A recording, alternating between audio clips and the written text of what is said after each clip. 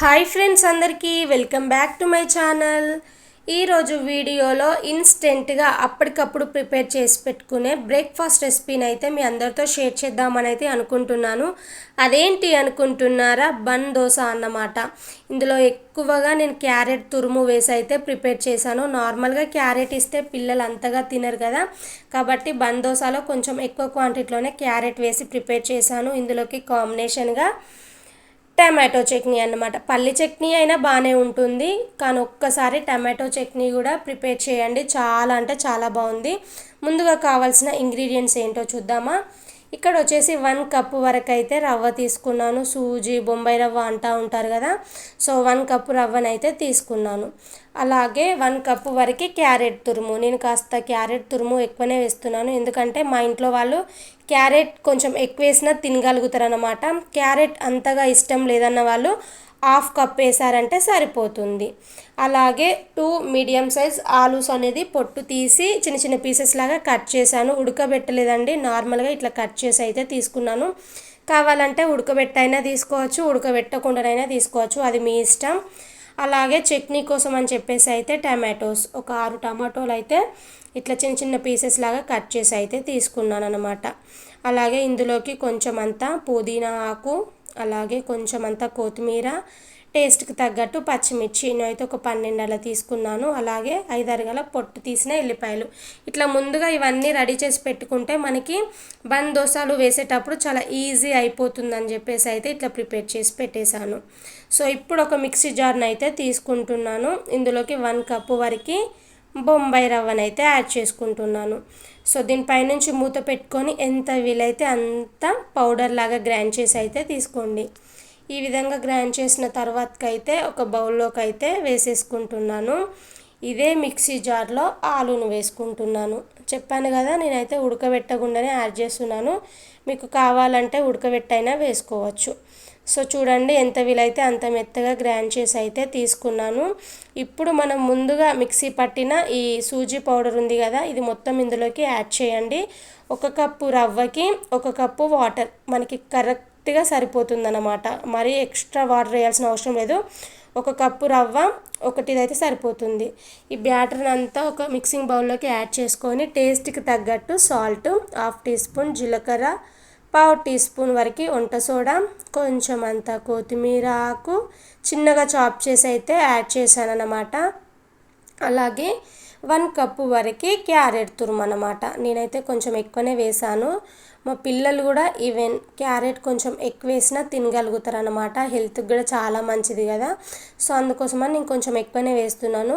ఇష్టం లేదన్న వాళ్ళు 1/2 కప్పు వేస్తే సరిపోతుంది క్యారెట్ తురుము. సో ఇలా వేసి మొత్తం కలిసేలాగా గరిటెతోని మంచిగా మిక్స్ చేయండి. తర్వాత దీనిపైన మూతను పెట్టుకొని అయితే 10 నిమిషాల పాటైనా పక్కన పెట్టేశారంటే మనకి బ్యాటర్ అనేది మంచిగా అవుతుందన్నమాట. సో ఈలోపు మనం టమాటో చట్నీని అయితే ప్రిపేర్ చేసుకుందాం.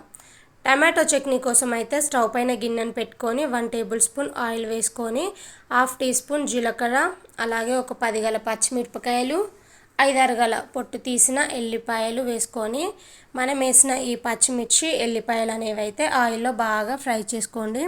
నేను తీసుకున్న పచ్చిమిర్చి బాగా స్పైసీ లేవన్నమాట, అందుకే నేను కొంచెం ఎక్కువనే వేసాను. మీ స్పైసీకి తగ్గట్టు పచ్చిమిర్చికాయ అయితే వేసుకోండి. అలాగే పచ్చిమిర్చి ఎల్లిపాయలు వేగిన తర్వాతకి టమాటోస్, కొత్తిమీర, పుదీనా వేసి అయితే మంచిగా మిక్స్ చేయండి. ఎప్పుడైనా టమాటో చట్నీలో కొంచెం కొత్తిమీర, పుదీనా వేస్ట్ చేయండి, టేస్ట్ చాలా బాగుంటుందండి. టమాటోస్ అనేవి తొందరగా మగ్గాలి అంటే ఇందులోకి సాల్ట్ యాడ్ చేయాలి. నేనైతే 1 టేబుల్ స్పూన్ వేసాను. దీనిపైనుంచి మూత పెట్టుకొని ఫ్లేమ్ అనేది మిడిల్ ఫ్లేమ్లో పెట్టి ఒక 5-6 నిమిషాల పాటైనా ఉడికించారంటే టమాటోస్ అనేవి అయితే చూడండి చక్కగా మగ్గిపోయాయి అన్నమాట. ఈవెన్ కొత్తిమీర, పుదీనా కూడా చక్కగా మగ్గిపోయినాయి. ఇప్పుడు ఈ బాండీని పక్కన పెట్టేయండి. ఇది చల్లారే అంతలోపు మనం బన్ దోశలు అయితే ప్రిపేర్ చేద్దాం. బన్ దోశలు వేయడానికి ఇట్లా చిన్న పోపు గిన్నె అయితేనే మనకి బన్ దోశలు మంచిగా వస్తాయి అన్నమాట. ఫస్ట్ కొంచెం నూనె వేసేసి ఒక గరిటె వరకు పిండిని వేయాలన్నమాట. మనం ముందుగా ప్రిపేర్ చేసి పెట్టుకున్న బ్యాటర్ ఉంది కదా, అది వేసేసుకొని ఒక సైడు మంచిగా కారిన తర్వాతకి ఇంకొక సైడు స్పూన్తోని నిదానంగా టర్న్ చేయండి. 2 సైడ్స్ మంచిగా గోల్డెన్ షేడ్ వచ్చేంత వరకు కాల్ చేసి ఒక ప్లేట్లోకి అయితే తీసేసుకోండి. ఇంకొక బన్ దోశ కోసం కూడా మళ్ళీ చూపిస్తున్నాను. ఫస్ట్ ఆయిల్ వేసుకోవాలి, తర్వాత ఒక గరిటె వరకు పిండిని అయితే వేసుకోవాలి. ఒక సైడు మంచిగా కాలిన తర్వాతకి స్పూన్తోని ఇంకొక సైడు నిదానంగానైనా కానీ టర్న్ చేసుకొని 2 సైడ్స్ మంచిగా కాల్చేసి అయితే తీసుకోండి. మనం తీసుకున్న బన్ దోశ బ్యాటర్ని మొత్తం ఇదే విధంగా ప్రిపేర్ చేసుకోవాలి. కొంచెం తిప్పేసేటప్పుడే కొంచెం జాగ్రత్తగా తిప్పేయాలన్నమాట. నేనైతే ఎప్పుడు చేసినా ఇట్లా ఈ స్పూన్తో తీస్తాను, దీంతో తీస్తే కాస్త ఈజీ అయిపోతుంది అన్నమాట. మనకి మరీ ఎక్కువ టైం ఏం పట్టదు, జస్ట్ ఒక 2-3 మినిట్స్ అలా పడుతుందన్నమాట ఒక సైడు కాలనీకి. ఇట్లా అన్ని బన్ దోశలు అయితే ఈ విధంగానే ప్రిపేర్ చేసుకొని అయితే పక్కన పెట్టేసుకోవాలి. ఎంత మంచిగా వచ్చాయో చూడండి. చట్నీ కోసం మనం ఇదంతా ప్రాసెస్ చేసేంతలోపు టమాటోస్ మంచిగా చల్లారిపోయాయి కదా, మిక్సీ జార్లోకి యాడ్ చేసుకొని అయితే మిక్సీ పట్టుకోవాలి. సో చూడండి, మంచిగా మిక్సీ పట్టి అయితే తీసుకున్నాను. పోపు వేయకుండానైనా బాగానే ఉంటుంది, బట్ నేనైతే ఎప్పుడైనా చట్నీలోకి అయితే పోపు ఖచ్చితంగా వేస్తాను. మీకు వీలైతే ఇంకా రోట్లోనైనా నూరుకోండి, ఇంకా రోటి పచ్చడి టేస్ట్ చాలా బాగుంటుంది. ఇందులోకి అయితే ఇప్పుడు పోపు వేస్తున్నాను అనమాట. పోపు వేస్తేనే మా ఇంట్లో వాళ్ళకి ఇష్టం, అందుకోసం అని చెప్పేసి.